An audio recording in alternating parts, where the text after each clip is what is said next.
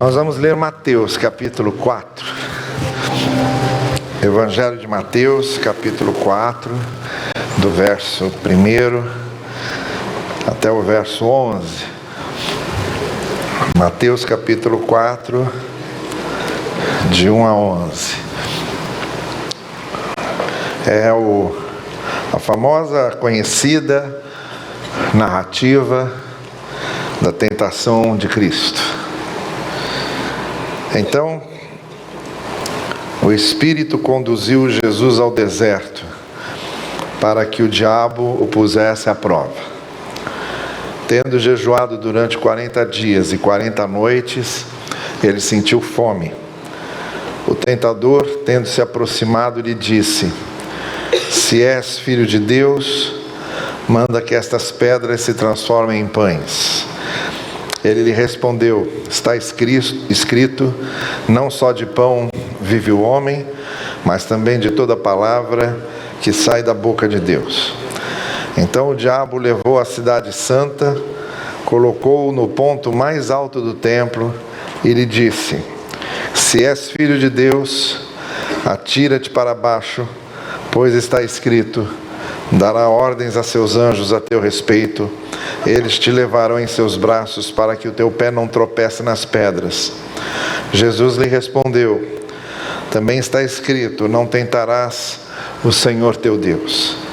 O diabo o levou ainda a um monte muito alto e lhe mostrou todos os reinos do mundo com seu esplendor, dizendo-lhe: dar-te-ei tudo isso, se de joelho me adorares. Então Jesus lhe replicou: vai-te, Satanás, pois está escrito, ao Senhor teu Deus adorarás, e somente a Ele prestarás culto. Então o diabo deixou, e os anjos se aproximaram para servi-lo. Olha, os textos bíblicos possuem diversas chaves de leitura. Nós podemos pegar um texto e partir dele para fazer diversas aplicações. Foi isso que os próprios autores do Novo Testamento fizeram com as escrituras do tempo deles, que é o que hoje nós chamamos de Antigo Testamento. Os autores do Novo Testamento pegavam textos das suas escrituras, do Antigo Testamento, e faziam as aplicações mais diretas para que as pessoas pudessem entender de que maneira aqueles textos serviam para o que elas estavam vivendo e experimentando naquele determinado contexto. Normalmente eles fizeram isso para ver os textos que apontavam para Cristo e mostrar o que é que Cristo significava para aquelas pessoas. Nós estamos então lendo um texto que se refere ao início do ministério de Jesus. O ministério de Jesus começa de duas maneiras: com o seu batismo e com a tentação. No batismo de Cristo, no momento em que ele chega perto de João Batista e no momento em que ele é batizado, o texto diz que os céus se abrem e se ouve uma voz dizendo: este é o meu filho em quem me comprazo. Foi o momento da apresentação de Jesus, da primeira glorificação de Jesus diante de todos, do anúncio do que seria o seu ministério e de quem era ele. E logo depois ele é encaminhado então à tentação, do batismo para a tentação, ou da anunciação gloriosa do seu ministério, da sua pessoa, da sua obra, do que ele vinha fazer, para colocá-lo à prova, para que ele mostrasse que estava de fato preparado para aquilo que viria, para aquilo que ele realizaria, para o seu ministério, para a obra que ele vinha realizar. Então, a interpretação mais imediata desse texto é essa: Jesus mostrando que veio para vencer o mal, o diabo representando todo o mal humano, o diabo representando todo o poder maligno, o diabo representando todo o poder do mal. E Jesus, ao vencê-lo, e Jesus, ao superar essas tentações, e Jesus, ao vencer aquilo que foi colocado diante dele, estava mostrando claramente que ele vinha para derrotar o mal, que ele vinha para derrotar o maligno, que ele vinha para revelar o reino de Deus e plantar o reino de Deus no coração dos homens. Essa é a interpretação mais óbvia, mais clara, mais seguida, mais imediata que nós temos do texto. Só que também nós podemos usar esse texto em outras aplicações. E essa noite eu gostaria de usar esse mesmo texto com as lições que ele nos traz, com os sinais que ele nos mostra, com aquilo que podemos ver, observar e aplicar para as nossas vidas, num sentido muito distinto, que é o seguinte: todos nós temos o grande desafio de sermos. Estamos aqui para ser. Deus nos criou para ser. O ser, então, é importantíssimo. Saber quem somos, saber o que somos. E vivermos coerentes com o que somos e para o que somos. É muito triste nós passarmos pela vida sem termos respostas a respeito da nossa própria identidade, sem termos respostas a respeito do nosso próprio ser, sem termos resposta para o sentido do nosso ser. E é nesse sentido que eu gostaria que nós olhássemos para esse texto. Nós temos aqui nas 3 tentações de Cristo, 3 tentações para o ser, para o nosso ser. Não só Cristo passou por essas tentações do ser, mas nós também passamos. Nós também somos tentados a não ser, ou somos tentados a ser menos do que devemos ser. Nós também, nesta vida em que vivemos, somos tentados a desviar a nossa atenção da nossa verdadeira identidade, a nos esquecermos do verdadeiro propósito da nossa existência, a nos perdermos e não entendermos qual é o verdadeiro sentido do nosso ser e do fato de existirmos. O fato de nós existirmos, o fato de nós sermos, é um milagre. Você podia não existir, mas você existe. Você podia não ser quem você é, mas você é quem você é. Então nós estamos aqui num milagre da vida, porque a maior probabilidade era que nós não fôssemos. A maior probabilidade era que nós não existíssemos. A maior probabilidade é que nós não experimentássemos a vida. E no entanto estamos aqui. Somos essa coisa rara que é a vida. Estamos num planeta raro, onde a vida se tornou possível. Em nenhum momento ainda foi provado que existe um planeta com todas as condições de produzir vida como o nosso planeta. Ainda ninguém encontrou vida em outro planeta. E a possibilidade de haver vida num outro lugar, pelo que se tem visto até agora, é muito pequena. Entretanto, mesmo que houvesse possibilidade de haver vida em outros lugares, a possibilidade de uma vida bacteriana, de uma ameba, talvez ainda fosse mais possível do que de haver vida humana como nós temos. Poderia até haver uma série de formas de vida, mas para haver este ser que se chama ser humano, que é capaz de fazer o que nós fazemos, de descobrir o que descobrimos, um ser humano que consegue chegar a outro planeta por seus próprios méritos e capacidades científicos, um ser humano que consegue compor uma 9ª sinfonia como Beethoven compôs, um ser humano que consegue pintar um quadro como Guernica, como Picasso pintou, aí já é raridade demais. Então nós somos uma coisa rara. O fato de sermos é uma raridade. Então é uma pena muito grande que nós vivamos sem a consciência do que somos, sem essa autoconsciência do sentido, do significado da vida e do propósito da nossa existência.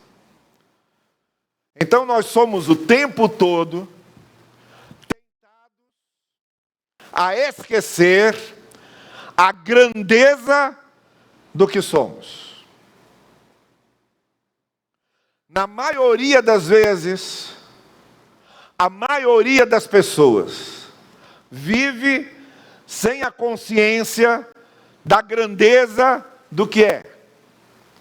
E porque vive sem a consciência da grandeza do que é, se torna refém, se torna escravo, se torna cativo das coisas que o tornam um sub-humano, das coisas que roubam a sua dignidade humana, das coisas que o afastam do ideal humano. Assim como Cristo passou pelas 3 tentações, nós estamos também passando sempre por pelo menos 3 tentações do ser. 3 tentações que querem apagar a grandeza do nosso ser. 3 tentações que querem fazer com que nós nos esqueçamos de quem somos. E nós não podemos deixar isso acontecer. Precisamos estar sempre atentos para isso. Então é para isso que eu quero chamar a sua atenção. Preste atenção, porque você está cercado de coisas que vão tentar você a esquecer do ser que você é, da dignidade do seu ser, da grandeza do seu ser, do ser humano em toda a sua potencialidade que você precisa ser, da degustação da vida, do desfrute da vida e de viver a vida dentro desse contexto raro, formidável, magnífico, que é o ser humano. Qual é a primeira tentação? Bom, a gente percebe que Jesus Cristo primeiro estava no deserto. O deserto é sempre aquele símbolo de coisas que precisam ser atravessadas, das nossas peregrinações. Nós estamos sempre peregrinando, nós estamos sempre passando de um lado para outro, atravessando desertos. Nós somos peregrinos, a gente sabe que a gente nasce, que a gente vive e que a gente vai embora. A gente sabe que as coisas começam, se desenvolvem e acabam. Então, a nossa vida é esse deserto de permanente peregrinação, a consciência de que estamos aqui peregrinando, de que a nossa passagem por aqui é uma passagem, de que nós não temos raízes aqui, mas estamos transitando por aqui. O deserto que Jesus estava era o símbolo disso. E qual foi a primeira tentação de Jesus? Ele passou 40 dias, 40 noites sem comer, e a primeira tentação foi em cheio naquilo que seria o seu maior desejo, que era matar a fome. Então o tentador vem e diz para ele: transforma aqui essas pedras em pães. E aí Jesus responde: olha, o homem, o ser humano tem fomes mais profundas. E não é só o pão que é capaz de alimentar o homem. E aqui a gente tem a primeira tentação que sempre nos cerca. A tentação da satisfação imediata. A tentação da satisfação urgente. Quando a nossa vida é reduzida só a buscarmos aquilo que nos satisfaz mais imediatamente. Quando a nossa vida é reduzida a buscarmos prazeres que podem ser facilmente alcançáveis, mas também são facilmente perdidos. Quando a nossa vida é reduzida a se satisfazer só com aquilo que acaba, só com aquilo que passa rapidamente, só com aquilo que voa, que desaparece. E quando a nossa vida e o nosso ser ficam em função dessas satisfações mais rápidas, mais imediatas, nós nos tornamos incapazes de fazer planos longos, nos tornamos incapazes de ter paciência para semear e conseguir frutos lá na frente. Não, nós queremos saciar agora, saciar imediatamente. Nós nos tornamos uma sociedade do imediatismo, de querer resolver as coisas apertando botões, de querer soluções rápidas, de querer resultados rápidos. E aí o nosso ser vai sendo reduzido a essas satisfações imediatas. Jesus estava com fome e, de fato, ele tinha poder, se ele quisesse, para fazer isso. Ele, que alimentou 5.000 pessoas, mais do que 5.000 pessoas, que o texto diz que eram 5.000 só dos contáveis, porque tinha os incontáveis, que eram as mulheres e crianças. Ele que alimentou essa multidão, se quisesse, podia sim ter transformado pedras em pães, se ele tivesse olhado simplesmente para a satisfação imediata. Mas a resposta de Cristo é primorosa. Cristo responde dizendo: o nosso ser não se satisfaz apenas com as coisas imediatas, porque as coisas imediatas passam rapidamente. As coisas imediatas se pulverizam. Você quer ver um exemplo? Quando você se prepara para uma grande viagem, uma viagem turística, aí você começa pagando essa viagem quase que um ano antes. Aí você paga, depois está chegando perto. Se é uma viagem para fora do país, você tem o trabalho de ir para a embaixada, tirar visto, passaporte. Aí você vai arrumar a mala e tem toda essa preparação. Aí vem o embarque no aeroporto. Aí você embarca, aí você chega, aí passa.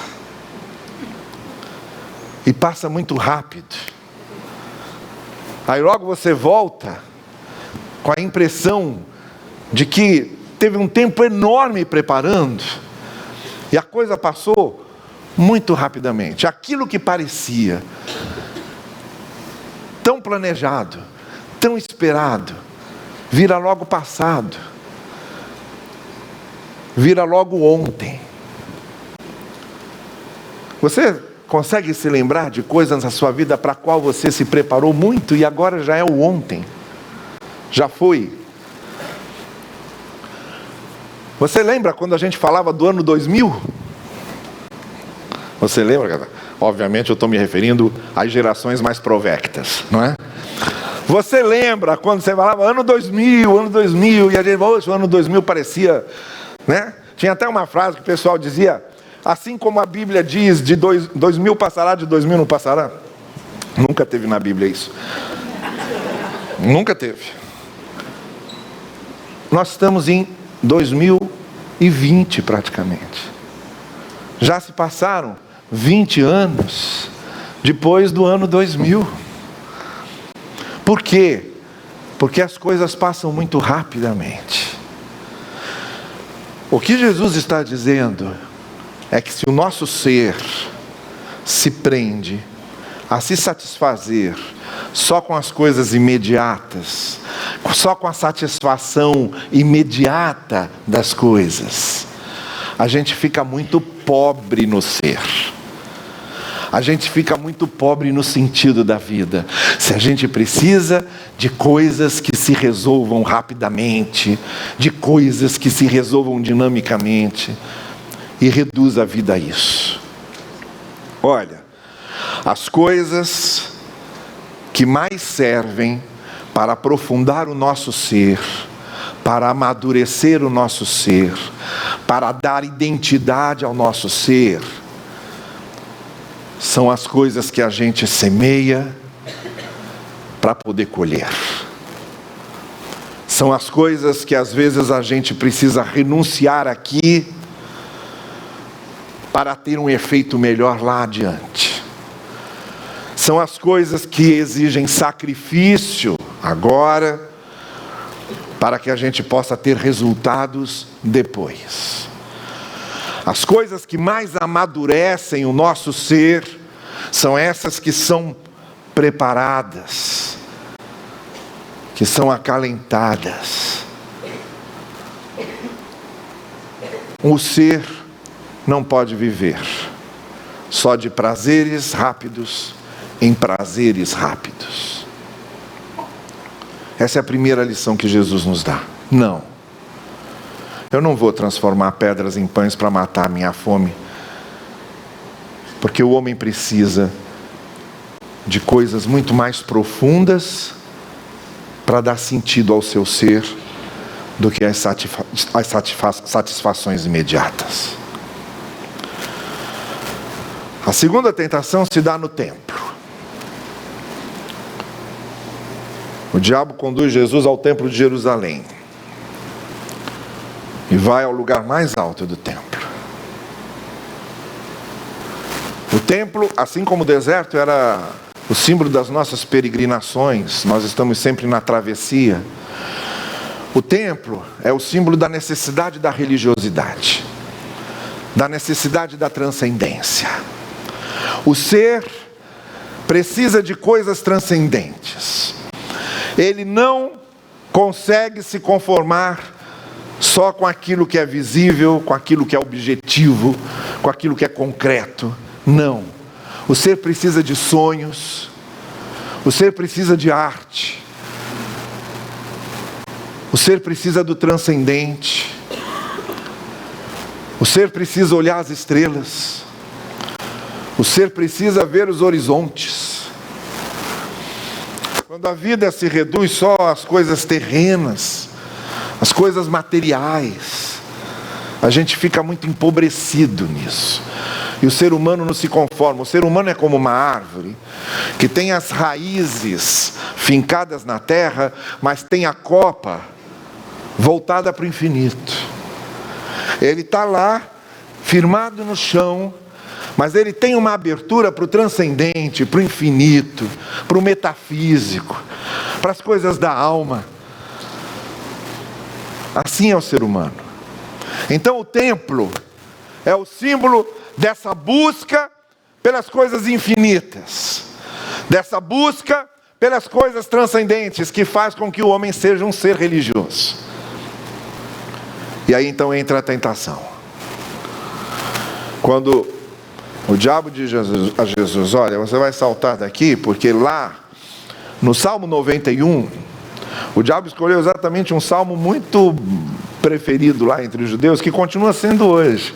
Salmo 91 é aquele que muitas casas deixam aberto lá na sala para espantar mal-olhado e essas coisas. E aí ele cita o Salmo 91 e diz: olha, lá no Salmo 91 está escrito que os anjos virão em seu socorro. Então salta, que os anjos vão vir para te socorrer. Aí Jesus responde com outro texto. Jesus responde com Deuteronômio,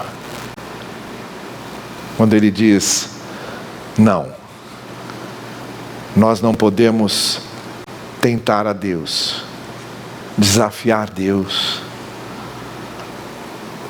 tornar Deus uma resposta para os nossos interesses egoístas. Essa abertura do ser humano para Deus é algo tão importante que ela não pode ser reduzida a religiosidades mágicas. O Senhor Jesus ensina duas coisas aí. A primeira é que a Bíblia não pode ser lida sem uma interpretação contextual. O Salmo 91 não pode ser lido sem ser interpretado por Deuteronômio. Deuteronômio não pode ser lido sem ser interpretado por Jó. Jó não pode ser lido sem ser interpretado por Marcos. Marcos não pode ser lido sem ser interpretado por Paulo. Paulo não pode ser lido sem ser interpretado por Salmos. A Bíblia é uma rede que se trança, em que um texto depende do outro e nenhum texto pode ser interpretado ao bel prazer, sem se levar em consideração todo um contexto. Por isso que o diabo caiu do cavalo com Jesus. Porque o diabo citou a Bíblia e Jesus disse: não adianta ficar citando Bíblia. Citar a Bíblia não diz nada. Porque você pode estar citando uma coisa que não tem nada a ver. Citar palavras de Deus não quer dizer citar a palavra de Deus. Estão entendendo a diferença? Citar palavras de Deus não quer dizer citar a palavra. Porque a palavra é o todo. A palavra é Salmos em conjunto com Evangelhos, em conjunto com as cartas, em conjunto com o Antigo Testamento todo. É a palavra. Então essa é a primeira coisa que Jesus ensina aí. A nossa religiosidade, a nossa abertura para o transcendente, ela não pode ficar pensando num livro sagrado apenas o que nos interessa e o que forma aquilo que nós achamos que tem que formar. E a segunda coisa que Jesus mostra muito claramente é que a nossa transcendência, a nossa abertura com Deus não pode, absolutamente não pode depender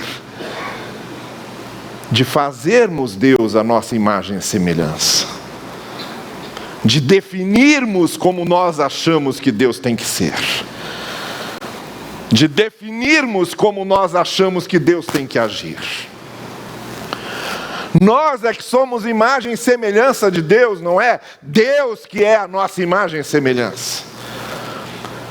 Então quando Jesus responde aqui, ele diz: olha, o meu ser de comunhão com Deus é algo tão precioso, algo tão profundo, algo tão abrangente, que eu não posso reduzir a fórmulas mágicas, que eu não posso reduzir a fórmulas teológicas, que eu não posso reduzir a fórmulas credais.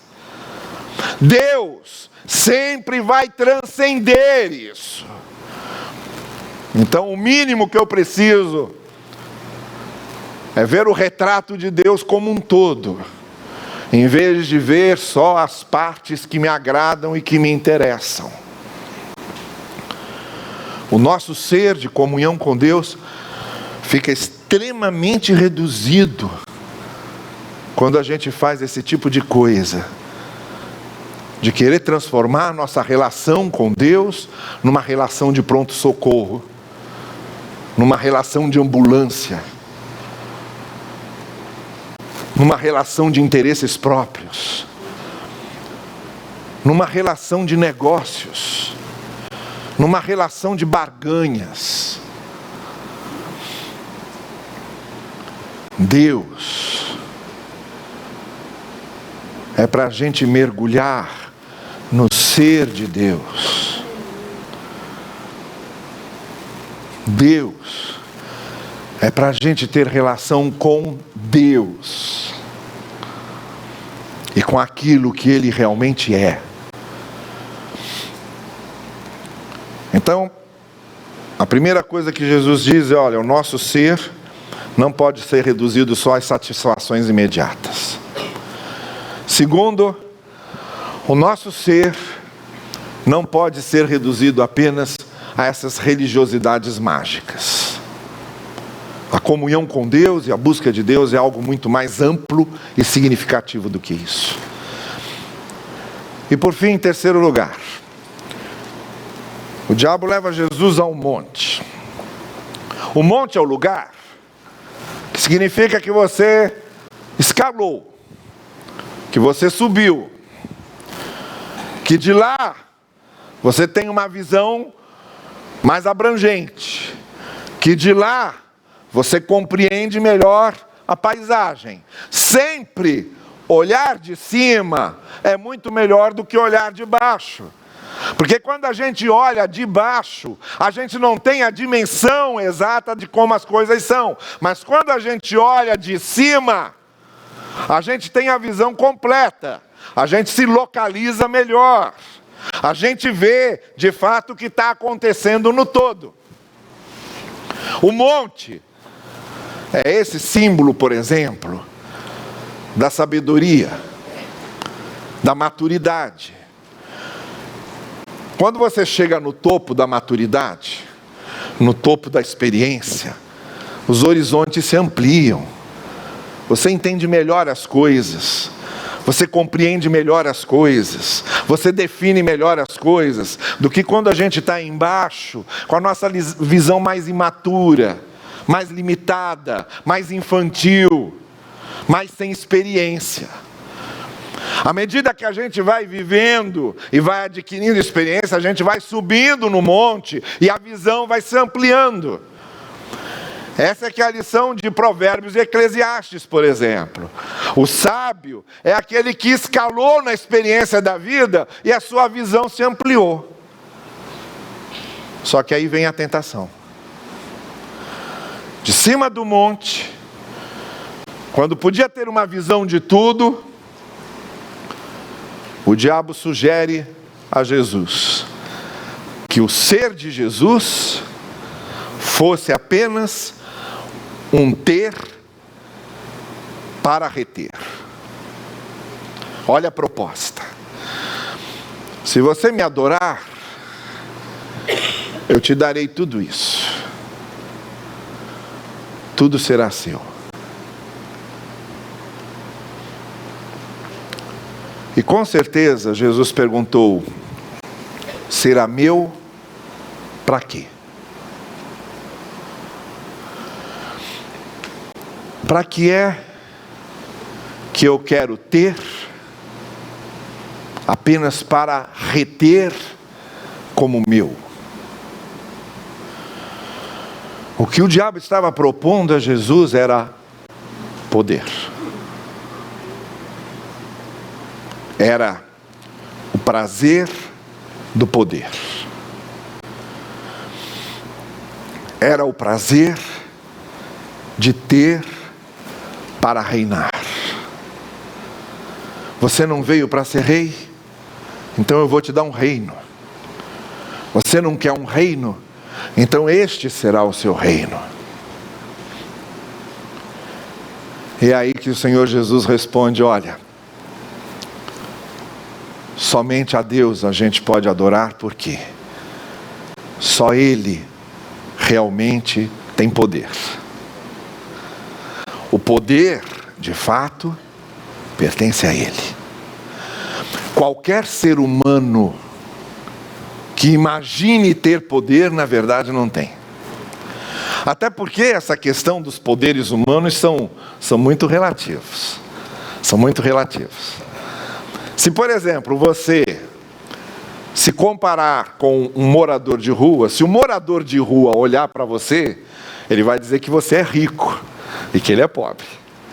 Se você olhar para o Silvio Santos, você vai dizer, o Silvio Santos é que é rico, eu que sou pobre. Se o Silvio Santos olhar para o dono da Microsoft, ele vai dizer, ele é que é rico e eu não. Então essa questão de ter poder é uma questão muito relativa, depende do ponto de vista de onde você está olhando, e sempre você vai querer mais. Sempre você vai querer mais.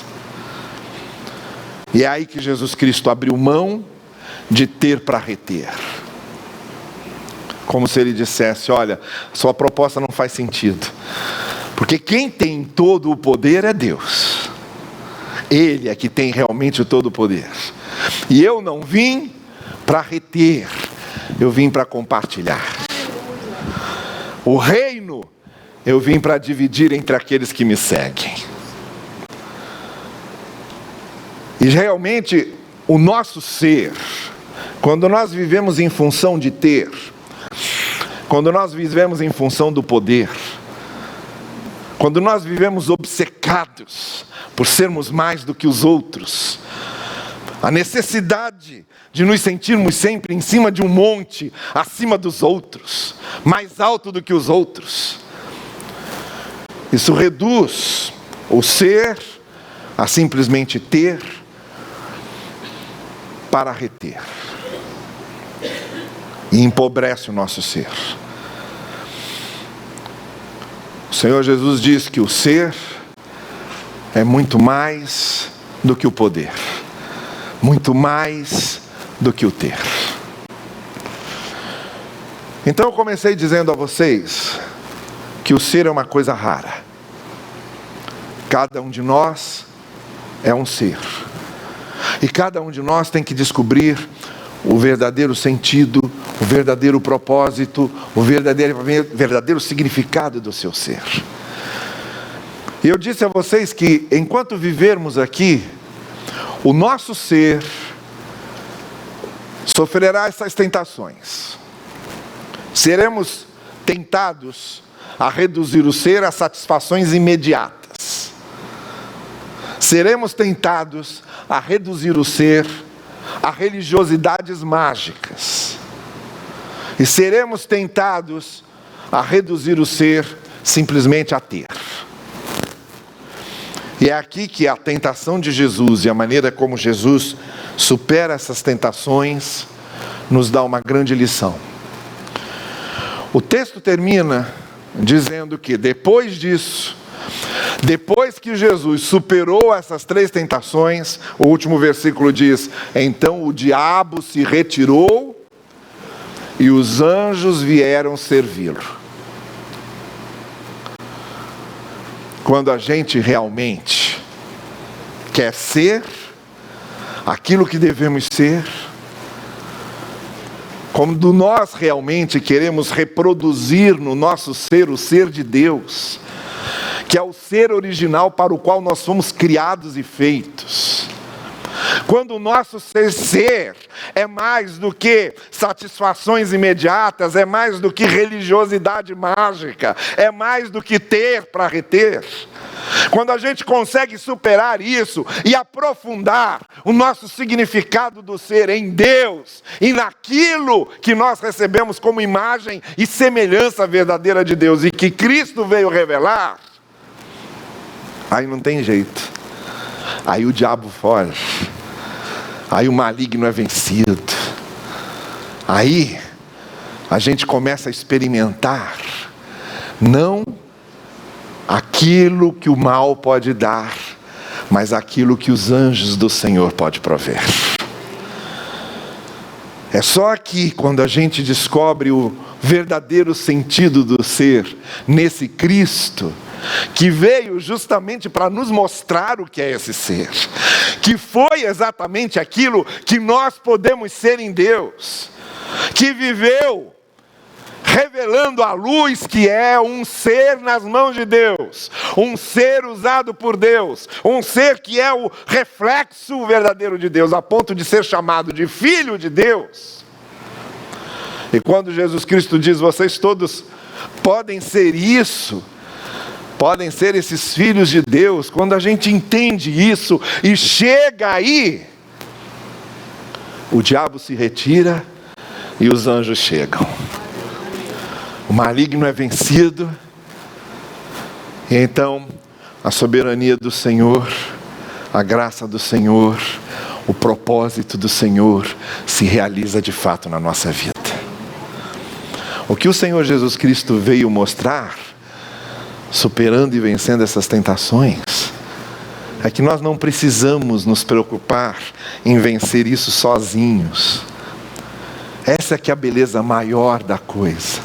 Desde que o Senhor Jesus se revelou e veio a nós, Ele disse, vocês não estarão mais sozinhos daqui em diante, para que vocês conheçam o verdadeiro sentido do ser de vocês e vençam essas tentações do não ser. Eu estarei com vocês, e estarei com vocês todos os dias, até a consumação dos séculos. Qualquer pessoa, quando tem a sua vida nesse Cristo, que expulsou o maligno para que os anjos de Deus viessem, qualquer pessoa encontra nesse Cristo o verdadeiro sentido do seu ser. E ninguém precisa ficar preocupado, como é que eu vou fazer para vencer isso? Porque o Senhor Jesus veio vencer isso por nós. Ele veio vencer isso por nós. E nós agora vamos no esteio da sua vitória. Nós vamos no esteio daquilo que Ele conquistou. Nós vamos no esteio da porta que Ele abriu. Todos nós, em Cristo e pelo caminho e pelo horizonte que Ele abriu, todos nós temos agora essa certeza dessa vitória do ser, desse ser em Deus, desse ser reflexo de Deus e desse ser verdadeiro, imagem de Deus que nós podemos ser. Isso o Senhor Jesus Cristo veio garantir. Ele faz isso em nossa vida. Curva a sua cabeça comigo e enquanto a música aqui estiver tocando, eu queria que você refletisse sobre essas coisas e pensasse no que tem sido o seu ser, no que você tem sido, no que você, que é uma raridade, a vida humana é tão rara, o fato da vida humana existir é um milagre, você é um milagre, você é um milagre. O que é que você tem feito desse milagre que você é? O que é que você tem feito desse ser que você é? De que maneira você tem deixado a imagem do ser de Deus ser refletida na sua imagem? E essa noite, em cima disso que o Senhor Jesus nos garantiu ao vencer essas tentações, Ele estava vencendo essas tentações para a gente, nos ensinando o caminho a seguir e nos dando essa certeza. Ao dizer aos seus discípulos, eu vim para que vocês tenham vida, Ele disse, eu vim para isso, para que em mim vocês sejam, para que em mim o ser de vocês seja um ser de verdade, uma vida verdadeira. O que é que você tem feito da sua vida e o que é que você tem feito do seu ser? E essa noite eu quero convidar você a deixar que o Senhor Jesus conduza você pelo ser de verdade, pela vida de verdade, e deixe que Ele conduza você nessa conquista verdadeira do sentido, do propósito de sermos e de estarmos aqui. E eu queria orar por você. Onde você estiver, se nessa noite você está dizendo, olha, eu estou aqui com meu coração aberto, eu quero ser de fato e experimentar de fato esse ser real da vida, dessa vida verdadeira que o Senhor Jesus me trouxe. Eu quero conhecer esse verdadeiro sentido, esse verdadeiro propósito do meu ser, da minha existência, e sei que Jesus pode me mostrar isso e me encaminhar pela mão, porque Ele disse, eu sou o caminho, eu sou a verdade, eu sou a vida. É aí que a gente encontra e é por Ele que alcançamos isso. Se você quer isso essa noite, eu quero orar por você agora.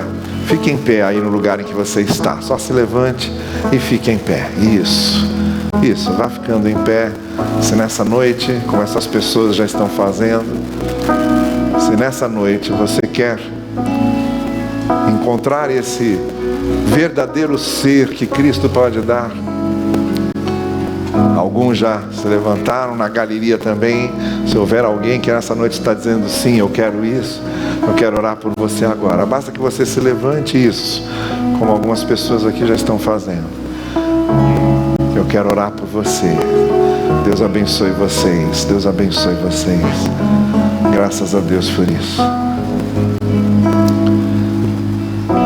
Senhor querido, que cada um destes que com o gesto de ficar em pé está dizendo sim, eu quero descobrir o verdadeiro sentido da minha existência em Cristo. Eu quero viver esse propósito e esse sentido verdadeiro para o qual eu fui feito, para o qual eu sou imagem de Deus. Que cada um deles, reconhecendo que em Cristo podem conseguir isso, que cada um deles, de fato, seja iluminado pela luz que vem de Cristo, e que essa luz se irradie em sua vida de uma forma irreversível, e que cada um deles comece a experimentar de fato o verdadeiro sentido da existência que temos, que se completa naquilo que Cristo veio revelar a nós. Que possam ter essa experiência pessoal com o teu amor, com a tua graça, como Cristo mesmo veio nos mostrar.